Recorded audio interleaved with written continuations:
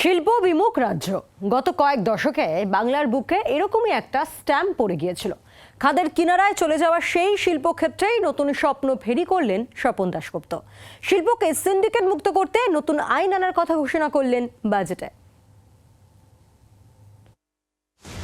শুধু হিসেবের খাতা দেখে তথ্যের কচকচানি নয়, শিল্পবন্ধা রাজ্যকে শিল্প বান্ধব করে তুলতে সংস্কারের পথে হাঁটল শুভেন্দু অধিকারীর নেতৃত্বাধীন সরকার। মমতার আমলে সিন্ডিকেট তোলাবাজির নাগপাশে জড়িয়ে পড়েছিল শিল্প। ছেড়ে দেমা কেঁদে বাঁচে অবস্থা হয়েছিল বিনিয়োগকারীদের। প্রথম পূর্ণাঙ্গ বাজেটে সিন্ডিকেট মুক্ত শিল্প গড়তে করা আইন আনার কথা জানালেন অর্থমন্ত্রী। হস্তক্ষেপ ও চাঁদাবাজি ব্যবসাকে যা ক্ষতি করছে তার বিনিয়োগ আর বলার দরকার পড়ছে না।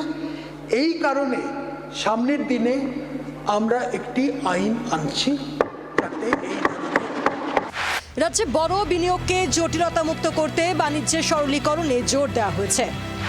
এখন থেকে 100 কোটি টাকা বা তার বেশি প্রস্তাবিত বিনিয়োগের ক্ষেত্রে জেলা পরিষদ ও পঞ্চায়েত সমিতি থেকে আলাদা করে বিল্ডিং প্ল্যান অনুমোদন, ট্রেড লাইসেন্স বা অন্যান্য অনুমতি নেওয়ার প্রয়োজন হবে না।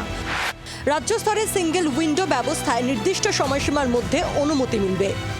এতদিন পশ্চিমবঙ্গে একমাত্র আরবান ল্যান্ড সিলিং পলিসি চালু ছিল, যা তুলতে হাত কাঁপত মমতা। বিজেপি সরকারের প্রথম বাজেটে শিল্পের জন্য জমি দিতে শহরাঞ্চলের জমির ঊর্ধ্বসীমা আইন তুলে দেওয়ার প্রস্তাব দেওয়া হয়েছে। I hereby announce that Urban Land Ceiling and Regulation Act of 1976 will be re-examined to unlock the potential of developable land, attract investments and fuel economic growth. মুখ্যমন্ত্রী হিসেবে শপথ নেওয়ার পরেই তাজপুরের পাশে দাদন পাত্রবারে গভীর সমুদ্র বন্দর তৈরিতে উদ্যোগী হন শুভেন্দু অধিকারী। বাজেটে তাতে শিলমোহর পড়ল।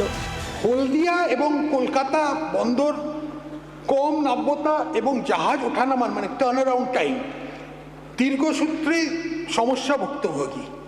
এই ব্যাপারে আমি পূর্ব মেদিনীপুর জেলার দাদন পাত্রবারে পাবলিক প্রাইভেট পার্টনারশিপ মডেলের মাধ্যমে একটি গভীর সমুদ্র বন্দর গড়ে তোলার প্রস্তাব রাখছি, যেখানে একটি সমন্বিত বন্দর পরিকাঠামোর মাধ্যমে পণ্য ওঠানামা, স্টোরেজ, সহায়ক শিল্প, মাল্টিমোডাল রাস্তা, রেল যোগাযোগ হবে।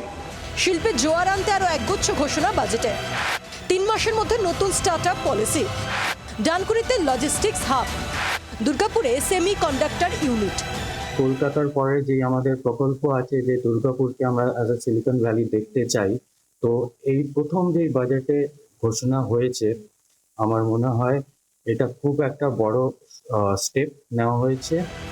তথ্য বলছে গত 3 বছরে রাজ্য ছাড়া হয়েছে প্রায় 49,000 ছোট মাঝারি শিল্প। নতুন সরকার আসার পর নতুন করে স্বপ্ন দেখছেন রাজ্যবাসী। প্রথম বাজেটে তারই বীজ বপন করলেন স্বপন। শ্রেয়সী, প্রবীর, মমিতা, চিত্তরঞ্জনের রিপোর্ট, জি 24 ঘন্টা। বাংলার আওয়াজ, বাঙালির আবেগ, জি 24 ঘন্টা।